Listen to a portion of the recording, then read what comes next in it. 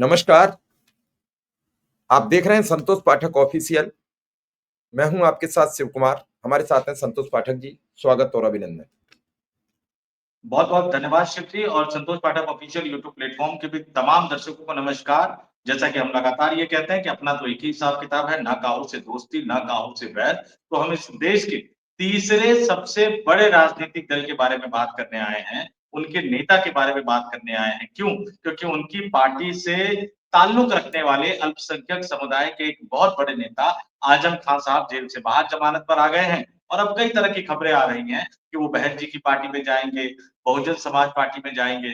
तो उन खबरों की हकीकत क्या है और समाजवादी पार्टी में अखिलेश यादव क्या एक बार फिर से अपनी पुरानी गलती को दोहराने जा रहे हैं? और अब भारतीय जनता पार्टी ने ये पुख्ता कर दिया है कि 2027 का विधानसभा चुनाव अखिलेश यादव नहीं जीतेंगे, अखिलेश यादव मुख्यमंत्री नहीं बनेंगे, चौंकिएगा नहीं, राजनीतिक गोटियाँ उसी तरह से सेट की जा रही है और इसके लिए साम, दाम, दंड, भेद तमाम चीज़ों का प्रयोग किया जा रहा है शिव जी। और शिव जी जब हम ये शो रिकॉर्ड कर रहे हैं, तो अखिलेश यादव प्रेस कॉन्फ्रेंस कर रहे हैं, अपने ही अंदाज में प्रेस कॉन्फ्रेंस कर रहे हैं, अपने ही तीखे और सधे हुए अंदाज में प्रेस कॉन्फ्रेंस कर रहे हैं। लेकिन हम आज जो खबर लेकर आए हैं, आजम खान और शिवपाल सिंह यादव की जुगलबंदी, अब चुनाव नहीं जीत पाएँगे अखिलेश यादव। क्यों? कैसे? शुरुआत हमेशा की तरह शिव जी करेंगे और फिर आगे मैं एक-एक करके तथ्यों को आपके सामने रखूँगा। जी शिव जी। उत्तर प्रदेश की राजनीति में एक बड़े चेहरा हैं आजम खान। बताया जाता है कि मुस्लिम मतदाताओं पर उनकी अच्छी पकड़ है। पश्चिमी उत्तर प्रदेश में एक दंगा हुआ और उस दंगा ने समाजवादी पार्टी को बर्बाद करने की पृष्ठभूमि तैयार कर दी।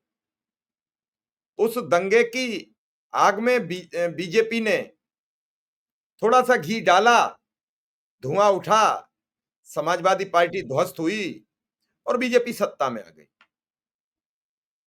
2017 में जब बीजेपी को बहुमत मिला, वो विकराल बहुमत था जो पीछे कई वर्षों में किसी को नहीं मिला। अब इतना बड़ा बहुमत पाया था।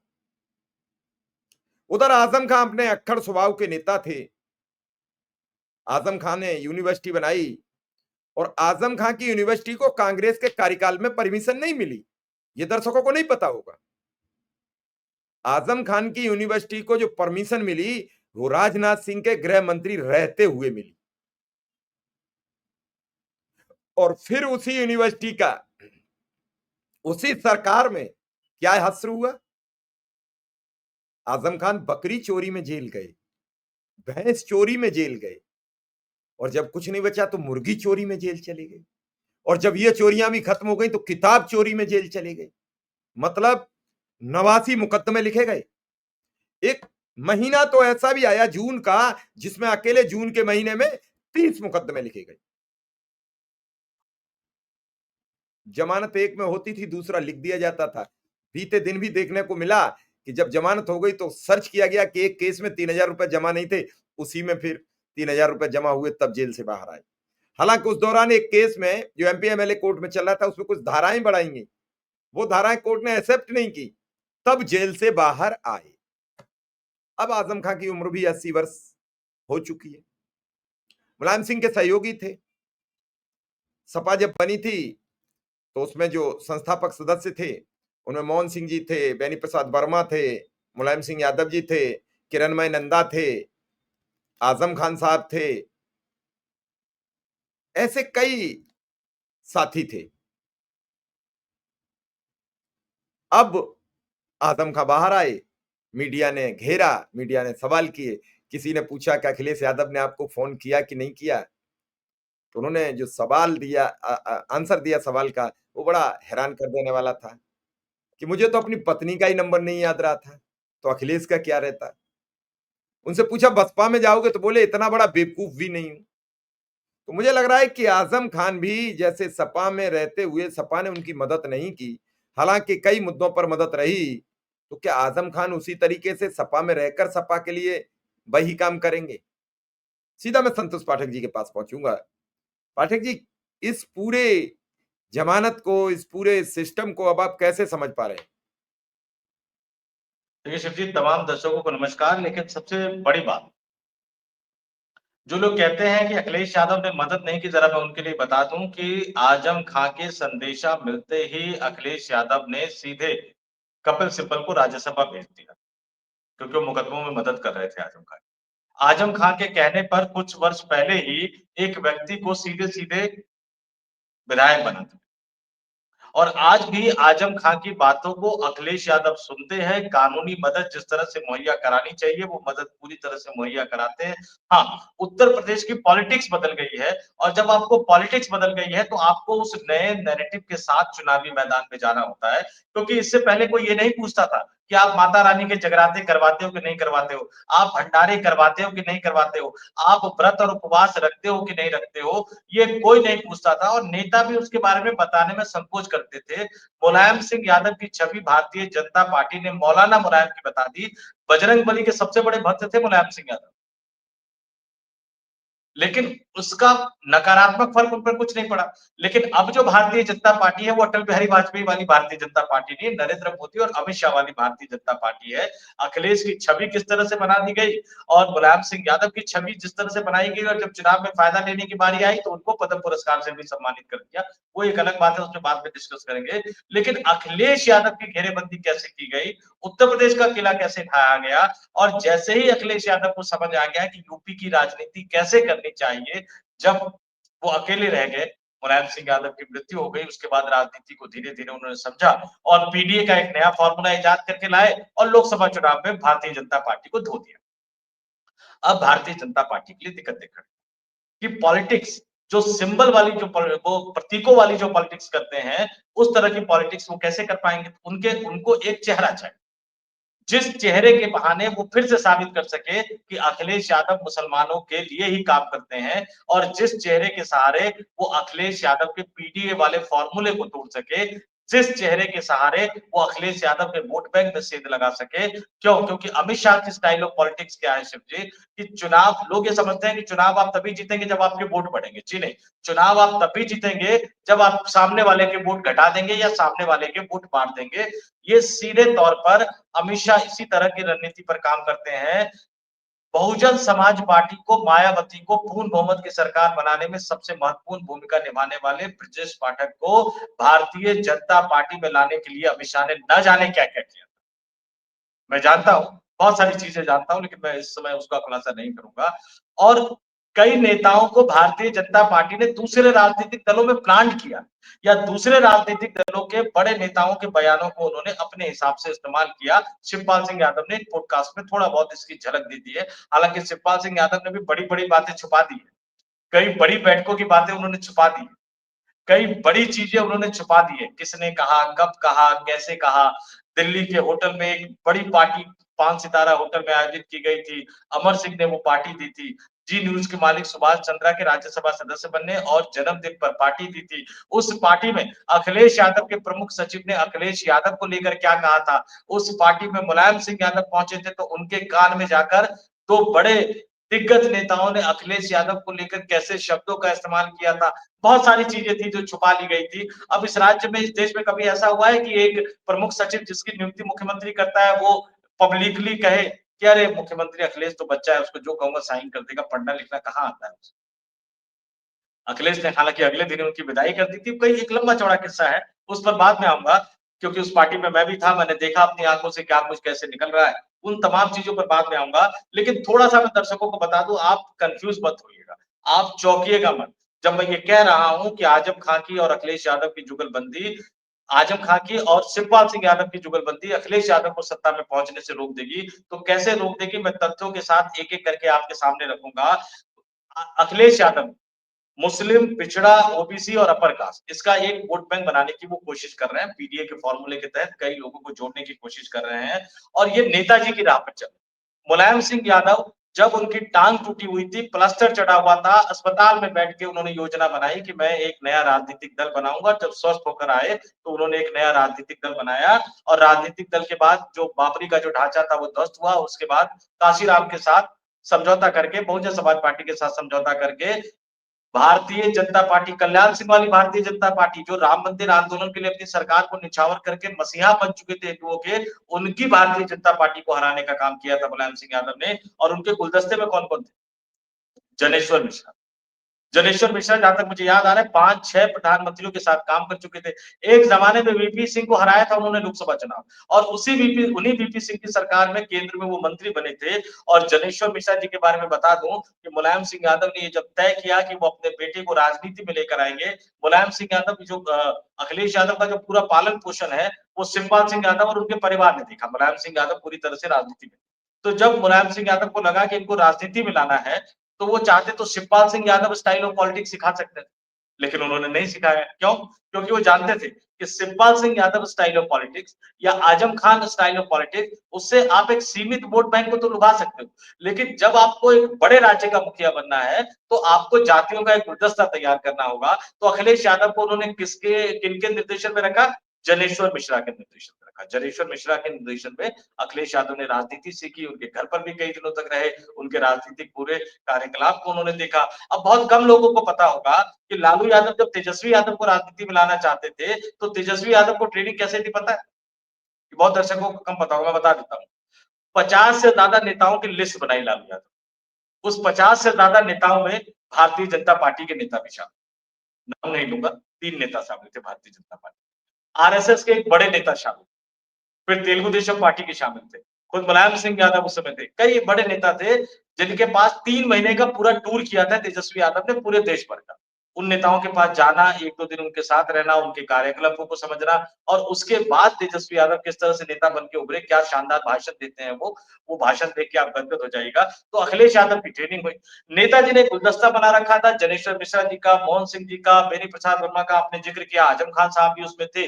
अब हालत क्या हो गई है अखिलेश यादव अखिलेश यादव भी गुलदस्ता बना रहे हैं, लेकिन उनके करीबी लोग जो हैं, जैसे मैं दिल्ली में मुलाकात होती रही, संसद भवन में मुलाकात होती रही, मेरी शिकायत भी एक बड़े अधिकारी ने उनके से की, वो भी किस्सा किसी और स्टोरी में बताऊँगा, आज नहीं बताऊँगा। अखिलेश यादव ने किस तरह से उसको हँस के टाला और उन्होंने मेरे बॉस को फ़ोन करना भी उस चीज़ के लिए ज़रूरी नहीं समझा, जबकि वो सुबह अपने मंत्रालय में बैठे रहते थे, तो मेरी वो आधे घंटे की रिपोर्ट देखते थे। शाम को जब घर चले जाते थे, वहाँ पे चूँकि 2 टीवी थे, वो मुख्यमंत्री कार्यालय में भी लगे थे और 2 टीवी जो थे, अलग-अलग चैनलों के, वो उनके घर पर भी लगे थे। एक में ईटीवी चला करता था, दूसरे में समाचार प्लस चला करता था। तो वो एक ही शो को बार-बार देखे, लेकिन फिर भी उन्होंने कोई कार्रवाई उस तरह की शिकायत नहीं की। भाजपा वाले तो बीट बदलवाने के लिए भी आगे बढ़ जाते हैं, लेकिन वो मैं बाद में बात बताऊँगा आपको। लेकिन हारे कैसे अखिलेश यादव? ये राय जाननी बहुत ज़रूरी है। पहला, उनके इर्द-गिर्द के लोग। मान लीजिए सफाई गया, मैंने बताया कि मिलना है संतोष पाठक। अब जैसे ही नाम के आगे पाठक लग जाए तो उनके जो इर्द-गिर्द है, मैं नाम नहीं लूँगा, वो मिलवाना भी गँवारा नहीं समझते। बाद में पार्लियामेंट आए, तो पार्लियामेंट में हम लोगों ने कहा कि भैया आपके यहाँ जाते तो मुलाकात नहीं पाती, तो उन्होंने कहा कि नहीं हँस के कि अरे तुमने ढंग से नाम नहीं बताया होगा आपने पाठक। तो मैंने कहा क्या करूँ संतोष पाठक के आगे यादव जोड़ लूँ क्या जैसे वो गया था? जिसका ना समाजवादी पार्टी से कोई लेना-देना नहीं, ना उत्तर प्रदेश के किसी चैनल से कोई लेना-देना नहीं। नाम में यादव है तो तुरंत भाई साहब ने आपसे मिलवा दिया। तो ऐसे लोगों से बचकर अखिलेश यादव को रहना पड़ेगा और सिर्फ उनके करीबी पीए हुए नहीं है। यादव पत्रकारों का भी एक समूह बन गया है, वो भी एक बड़ा अजीब तरह का कॉकस बन गया है। पता नहीं अखिलेश यादव कैसे निपटेंगे मैं कह नहीं सकता। ये अखिलेश यादव का जिम्मा है, वो हमारा कहना नहीं है। लेकिन मुलायम सिंह यादव ने एक गुलदस्ता बनाया था। उसके बावजूद भी हार एक आपातकालीन बैठक बुलाकर समाजवादी पार्टी की कमान मुलायम सिंह यादव ने अखिलेश यादव को सौंपी। 2012 के विधानसभा चुनाव से पहले साइकिल लेकर पूरे उत्तर प्रदेश में घूम गए। चुनाव जीते, सरकार बनी, तमाम लोग कह रहे थे मुलायम सिंह बनेंगे या शिवपाल बनेंगे, लेकिन मुलायम सिंह तो फैसला कर चुके थे कि अब उनको नहीं बनना है, उनको केंद्र की राजनीति में रहना है। सबसे पहले ये खबर ब्रेक की थी जो मेरे सीनियर हुआ करते थे ईटीवी में राजीव रंजन सिंह, जो आजकल माहौल क्या है के लिए प्रसिद्ध है न्यूज़ 24 वाले। उन्होंने ये खबर ब्रेक की कि अखिलेश यादव मुख्यमंत्री बनेगा। अब उनके मुख्यमंत्री बनने के बाद उनके साथ क्या होता था जरा मैं ये बता दूँ। शिवपाल सिंह यादव सुनने को तैयार नहीं। रामगोपाल यादव कुछ जिले उनके पास आ गए थे। अलग-अलग जिले बँट गए थे और आजम खां आप गाजियाबाद, नोएडा और कुछ हद तक हापुड़ छोड़ दीजिए। उसके बाद आप आगे बढ़ जाइए। अमरोहा, मुरादाबाद, संभल, रामपुर इन तमाम जिलों से जैसे बिजनौर जैसे-जैसे आप आगे बढ़ते चले जाएँगे, आजम खान साहब का खौफ आ जाता था और ये खौफ मैंने कब देखा, ये 2017 के विधानसभा चुनाव से पहले देखा। उससे पहले दंगा और दंगे के बाद किस तरह का माहौल बना वो तो एक अलग चीज़ थी। पुलिसिंग में नई पुलिसिंग व्यवस्था लाने में अखिलेश यादव का बड़ा योगदान था। लेकिन क्या करें जब ऊपर से फ़ोन आ जाए और ट्रांसफर करवा दिया जाए? क्या करें जब फ़ोन आ जाए और ट्रांसफर रुकवा दिया जाए? लखनऊ को सुंदर बनाने में अखिलेश यादव का बड़ा योगदान था। लेकिन क्या करें जब उनकी छवि एक मुस्लिम परस्त नेता की बना दी भारतीय जनता पार्टी ने, जिसके लिए आजम खान भी कहीं न कहीं ज़िम्मेदार थे। क्यों? क्योंकि आजम खान मुख्यमंत्री होते हुए भी अखिलेश यादव को मुख्यमंत्री वाला प्रोटोकॉल नहीं देते थे, लखनऊ मिलने तक नहीं जाते थे, अपने सारे काम करवा लिया करते थे। और 8 नवंबर 2016 तमाम दर्शकों को याद होगा, जिनको याद नहीं होगा याद दिला दूँ कि अचानक नरेंद्र मोदी साहब टीवी पर आते हैं और नोटों को बंद करने का ऐलान करते हैं। उसके कुछ ही दिनों बाद उत्तर प्रदेश में विधानसभा चुनाव का ऐलान हो जाता है और उत्तर प्रदेश में 11 फरवरी से लेकर 8 मार्च 2017 के बीच में 7 चरणों में विधानसभा चुनाव होता है। मैं गाजियाबाद का घंटाघर मार्केट से लेकर, चाहे मैं आप समझ लीजिए कि चीनी मिल के पास चला जाऊँ, चाहे मैं मंडी में चले जाऊँ, चाहे मैं टुंडला जंक्शन के बाहर चले जाऊँ, एसबीआई एटीएम के बाहर 4 किलोमीटर की लंबी लाइन, चाहे मुजफ्फरनगर की गुड़ मंडी में चला जाऊँ, चाहे फर्रुखाबाद की मंडी में चला जाऊँ, वहाँ पे आलू और गोभी बहुत ज़्यादा होते हैं, तो फर्रुखाबाद चला जाऊँ, चाहे मैं आपका एटा जाऊँ, इटावा जाऊँ, कासगंज जाऊँ, जहाँ सोरो गंगा मैया की नदी और सोरो का बड़ा वो योगदान है। नैमिषारण्य तीर्थ गया, मैं सीतापुर गया, इधर आप मथुरा, आगरा ये तमाम चीज़ें आगे बढ़ते हुए आप मैनपुरी, सैफई ये तमाम चीज़ें आगे बढ़ते हुए गोरखपुर तक मैं गया। हर जगह आदमी मुझे दुखी नज़र आए, हर आदमी नोटबंदी से परेशान नज़र आए, हर आदमी मोदी सरकार की आलोचना करते हुए नज़र आए। लेकिन खास तौर से पश्चिमी उत्तर प्रदेश में जिन जिलों का मैंने नाम लिया था, जैसे ही मैं उन जिलों में कैमरा बंद करके उनके साथ बैठा कि भैया ये तो ठीक है लेकिन वोट किसको दोगे? तो मैंने उसको एक वो नाम दिया था भाजपा। DAV syndrome. जी, शिव जी। नहीं, वो जो अपराध था और बच्चियों को और उन सब पर जो अपराध पर योगी नहीं, आदित्यनाथ ने उसी को मैंने 2000। नाम दिया डीएवी सिंड्रोम। ये डीएवी कॉलेज के बारे में कोई नकारात्मक चीज़ें नहीं है, लेकिन उसका नाम मैंने कैसे दिया कि उत्तर प्रदेश में ज़्यादातर जिलों में डीएवी नाम के कॉलेज ज़रूर। वो जो कॉलेज है वो मेन रोड से आधा किलोमीटर अंदर होते हैं। वो मेन रोड तक जाने का एक गलियारा। जब उन कॉलेजों की छुट्टी हो तो जो वहाँ के लफंगे लड़के होते थे, वो उन रास्तों पर खड़े हो जाते थे, छेड़खानी करते थे। शिकायत होती नहीं थी। शिकायत होती थी तो पुलिस कार्रवाई नहीं करती थी। पुलिस कार्रवाई करती थी तो फिर कहीं से फ़ोन आ जाता था कि बच्चे हैं, गलती हो गई, थोड़ा बहुत देख-दाख के इनको छोड़ दो। तो छोड़ दिए जाते। हालत ये हो गई कि पश्चिमी उत्तर प्रदेश के जिलों के बड़े-बड़े सम्भ्रांत परिवार, खानदानी परिवार, जिन्होंने अपने खानदान के बच्चों को कभी अपने जिलों से बाहर नहीं भेजा, उन्हें अपनी बेटियों को उनकी सुरक्षा के लिए दिल्ली और मुंबई पढ़ने के लिए भेजना पड़ा। एक बड़े व्यापारी थे, एक बड़े उद्योगपति थे जिनका ना बीजेपी से कोई लेना-देना नहीं था, ना जिनका आरएसएस से कोई लेना-देना नहीं था। एक ज़माने में उनके जो पिताजी थे वो राम मनोहर लोहिया के काफ़ी करीबी हुआ करते थे। उन्होंने अपनी समस्या बताई और ये कहा कि मैंने अपनी बेटी को पहली बार ज़िंदगी में दिल्ली यूनिवर्सिटी पढ़ने के लिए भेजा है। और जिस तरह से दिल्ली यूनिवर्सिटी नॉर्थ कैंपस में एडमिशन हुआ, मुखर्जी नगर में जो दरबे जहाँ घर नहीं मिलता उसको दरबा बोलते हैं। कहते हैं कि जितनी जगह में मेरी 1 भैंस और मेरी 1 गाय रहती है, उतना ही छोटा कमरा वहाँ है जहाँ मेरी बेटी रहती है। उतना ही छोटा, जितनी जगह पे 1 भैंस और 1 गाय रह सकती है। चलिए। 1 भैंस के लिए भी उन्होंने दिखाया कि क्या ज़्यादा जगह बना रखी। इसके ज़िम्मेदार कौन थे? इसका खामियाजा अखिलेश यादव को भुगतना पड़ा। और याद कीजिए कि अमित शाह का एक वीडियो लीक हुआ, लोकसभा चुनाव से पहले उस ज़माने में जब वो यूपी के प्रभारी हुआ करते थे। आपको लगता है कि अमित शाह कोई गुप्त बैठक कर रहे हैं और वो वीडियो कोई लीक कर दे? उस वीडियो ने भारतीय नहीं, जनता वो प्री पार्टी को प्लान्ड फ़ायदा था। पहुँचाने का काम किया, तो कम कहे को ज़्यादा समझिए। अब होगा क्या मैं आपको सीधे बता देता हूँ। उस समय आजम खां जो बयान देते थे उसका नुकसान किसको हुआ? समाजवादी पार्टी। हालाँकि वो मुलायम सिंह यादव के खिलाफ नहीं थे, अखिलेश यादव के खिलाफ नहीं थे, लेकिन उनका एक स्टाइल ऑफ पॉलिटिक्स है, वो ज़माना गया। अब वो ज़माना गया, मुलायम सिंह यादव ने कभी अपने आप को बजरंगबली की पूजा करते हुए नहीं दिखाया, लेकिन अब अखिलेश यादव और डिंपल यादव को माता रानी की पूजा करते हुए तस्वीरें जारी करनी पड़ती हैं। भंडारा करते हुए तस्वीरें जारी करनी पड़ती है। मथुरा के बांके बिहारी मंदिर जाते हैं तो पूजा अर्चना करते हुए तस्वीर जारी करते हैं। क्यों? क्योंकि बीजेपी ने पॉलिटिक्स के सर्कल को बदल दिया, उसको मेजॉरिटी की तरफ, बहुसंख्यक की तरफ ढकेल दिया। कांग्रेस क्यों नहीं पार पा रही है? क्योंकि राहुल गांधी और प्रियंका गांधी के इर्द-गिर्द वो वामपंथी विचारधारा वाले लोग हैं, जो भारत की मूल आत्मा को नहीं समझते। भारत की इस मूल आत्मा को मुलायम सिंह यादव समझते थे और इसलिए बीजेपी ने ठप्पा लगाने की कोशिश भले ही की हो, लेकिन उनका जो वोट बैंक था वो उनके साथ मजबूत था। अखिलेश यादव एक बार फिर से फंसते हुए नजर आएंगे। आजम खान अपने बयानों के जरिए, बड़ा अच्छा एक बहुत बड़े पत्रकार ने लिखा सोशल मीडिया पे और रामपुर के एक बड़े सम्राट परिवार से मेरी बात हुई। उन्होंने कहा कि अब तो अच्छा ये होगा कि आजम खान साहब कौम की सेवा करें, जो विश्वविद्यालय उन्होंने बनाया उस विश्वविद्यालय को आगे बढ़ाने के लिए काम करें, राजनीति छोड़। क्योंकि राजनीति में वो रहेंगे तो जाने-अनजाने, डायरेक्टली, इनडायरेक्टली वो भारतीय जनता पार्टी को ही फ़ायदा पहुँचाएँगे। मैं ये कतई नहीं कह रहा हूँ कि उनकी ज़मानत एक डील का हिस्सा है। मैं ये कतई नहीं कह रहा। न्यायपालिका पर मैं कोई सवाल नहीं उठाऊँगा, जजों पर मैं कोई सवाल नहीं उठाऊँगा। भारतीय जनता पार्टी पर तो ख़ैर क्या सवाल उठाने, वो तो एक और किस्सा मैंने बताया था कि किस तरह से हेमंत सोरेन को ज़मानत मिली और क्या हुआ था, वो भी एक विस्तार से बताऊँगा। अब अखिलेश यादव को क्या करना? ये जो पीडीए का उन्होंने गठबंधन बनाया है, इस गठबंधन को एकजुट कैसे रखें? मुस्लिम और यादव आपस में न लड़े ये कैसे तय करें? मुस्लिम और दलित आपस में न लड़े ये कैसे तय करें? मुस्लिम और अपर कास्ट आपस में न लड़े ये कैसे तय करें?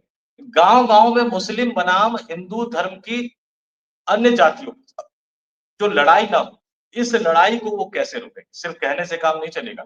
एक-एक गाँव में अपने कार्यकर्ताओं को उन्हें सक्रिय करना होगा, एक-एक गाँव में अपने कार्यकर्ताओं को उन्हें एक्टिव करना होगा, मुलायम सिंह यादव की तरह एक गुलदस्ता बनाना होगा और अपने इर्द-गिर्द जो यादव सरनेम का फ़ायदा उठाने वाले नेता हैं और जो करीबी लोग हैं, उन यादव सरनेम का फ़ायदा उठाने वाले करीबी लोगों से निजात पानी होगी और नहीं तो आप ये तय मानकर चलिए कि 2027 का विधानसभा चुनाव बहुत बढ़िया प्रदर्शन करेगी समाजवादी पार्टी। लेकिन वो भाजपा से 3-4% भी नीचे रह जाएगी, तो बीजेपी अपने दम पर आराम से सरकार बना लेगी और यही अब उनके लिए एक बड़ी चिंता का सबब बन गया है। शिव जी।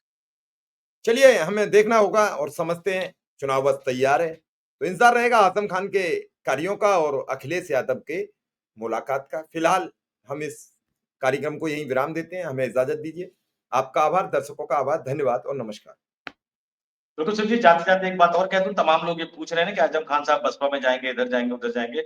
आज़म खान समाजवादी पार्टी को छोड़ के कहीं नहीं जाएँगे क्योंकि जिनको दरबार लगाने की आदत है और जो मुख्यमंत्री को समय देकर मिला करते हैं, वो फिर मायावती के दरबार में कैसे जाएँगे और मायावती से समय 10 बार माँगेंगे तो 1 बार मिलेगा। वो मायावती के वर्किंग स्टाइल से कैसे समन्वय स्थापित कर पाएँगे, इसलिए वो बहुजन समाज पार्टी में नहीं जाएँगे।